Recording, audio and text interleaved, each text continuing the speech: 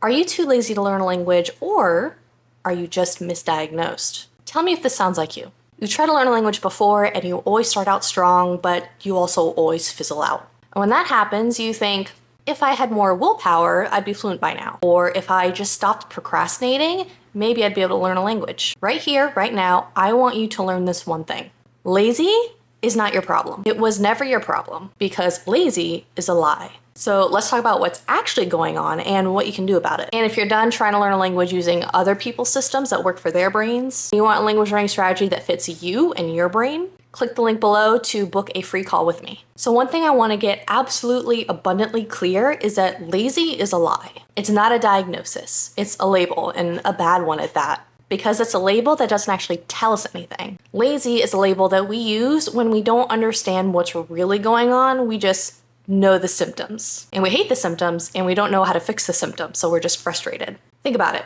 We live in a capitalistic society, which means that we are taught that if we are not producing, we're not useful, we don't have a worth, we're lazy. And you know this if you're the kind of person that can sit in bed and scroll for hours and still not feel relaxed because you have this guilt that you should be doing something productive, but you can't. So you think you're lazy. But the thing is, none of that story is natural to human beings at all. It's something that we learned through childhood. It's a concept that we use to punish ourselves and does not actually help us at all. I hate this term because it is incredibly ableist. If you don't know what ableist means, it means it's ignoring the human condition. Different health, different lifestyles, different kinds of brains, different kind of bodies that are all just as valuable and worthy as a able-bodied body. But when we want to produce and be productive, but we can't be productive as planned as we want to, we take the blame and we think that it's something that's wrong with our brains, our bodies, because the only way that you might not be productive is if your body is not good enough. Let's change that thinking. What happens when your phone is dying? You call it lazy? It's not. How can a phone be lazy? You wouldn't call it lazy, you'd charge it. So why do you call yourself lazy when you need to recharge? Same goes if you're confused. Same goes if you're worn out, if you're sick, if you're unmotivated. Any number of terms that fall under the umbrella of I am lacking energy to do this thing that I want to accomplish. When you're in this position, it's not your fault, it's because you need to recharge. So this concept applies to literally every aspect of life, but we're here to talk about how it affects our language learning. Let's say you find a YouTube video of somebody who learned a language in 3 months. They got fluent in French in 3 months. So you take their strategy and, theoretically, if you use their strategy, you also should get fluent in 3 months, right? So you try it. Maybe you buy the course, maybe you follow their videos, whatever that ends up looking like. You hate it, but it's not about whether or not you like it, right? It's a tool. So you use a tool and you keep pushing forward and you keep, invoking that willpower and that motivation that you're supposed to have to be productive to learn a language. But no matter how hard you try, no matter how many hours you spend, and no matter how much time you spend beating yourself up about it, you fall behind. You skip a day. And that day turns into 2 days. And that 2 days turns into 3 days, turns into a week, and then you just kind of forget about it because of all the shame and the guilt wrapped up, especially if it's a very expensive course that you spent a lot of money on, swearing this time it would work. And of course, the resounding conclusion of this situation is, I'm lazy. I couldn't make it work. There's something wrong with me. But the problem is not you. You are not lazy. Lazy is a lie. There is a problem. Don't get me wrong, these feelings of crappiness is a symptom of a problem, but you're chasing the wrong problem. The problem is not you, the problem is the tool. Yes, that tool may have been successful for that person on YouTube who posted a video about how they got fluent in 3 months using that strategy. However, that strategy was effective for that singular person. Obviously not for you. And the good news is that there are so many different ways to learn a language. I can't even tell you in one YouTube video. That creator on YouTube was very fortunate to find a strategy that works for their brain and for their lifestyle and their needs. And unfortunately, you learn the hard way that that particular strategy does not fit your brain or your needs. And I say this as somebody who did this over and over and over, like 15 years of this. I decided that I was going to move to Europe, move to Spain to speak Spanish. And what I was going to do was I was going to spend every single waking second of my life doing something to learn Spanish, whether it was going to classes, going to other classes, working with a tutor, finding language exchanges, just working with a textbook in my room, using Duolingo. I threw myself at every possible idea I could while I was in Spain to learn Spanish because I thought I was there, I needed to have the willpower and motivation to just do it. What I didn't realize at the time was how significantly I was burning myself out. I was so stressed, I was so exhausted, I was sick all the time. In retrospect, I should have just stayed in bed and slept for like a week. I was so sick and literally tired. But I thought that if I rested, then I would have been lazy and I didn't deserve to speak Spanish. I was exhausted and burnt out and I thought it was my fault, but it wasn't my fault. The problem wasn't me, the problem was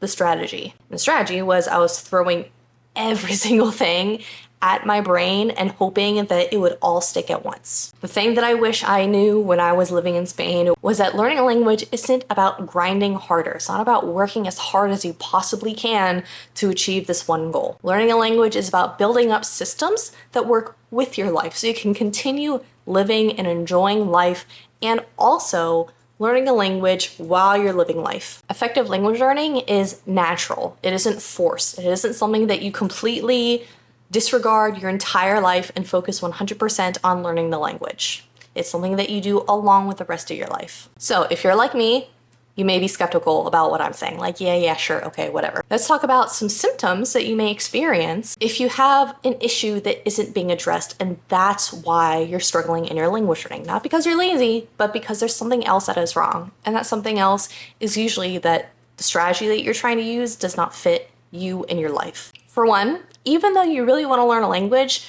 you're constantly procrastinating and you don't know why you're procrastinating. You just are. You would so love to learn a language, but you just cannot get there. By the way, that procrastination is your brain telling you that the strategy that you're using to learn a language does not work for it. Similar to that procrastination is guilt. You feel guilty every time you try to study or are successful with your studying.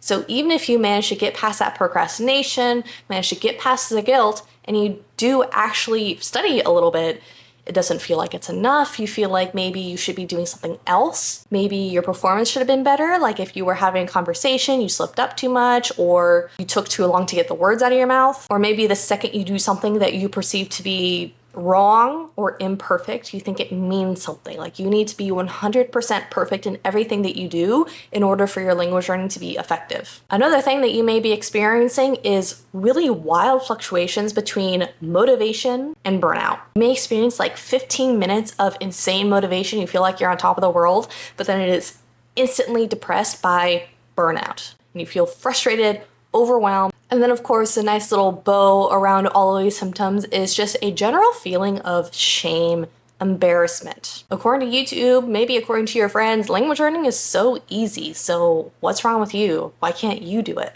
And that shame, just like any of these other emotions, it poisons the whole experience of learning a language because you have to work so hard to get past that shame, that guilt, that frustration, that burnout, that you don't have any energy left for the actual language learning. It's exhausting.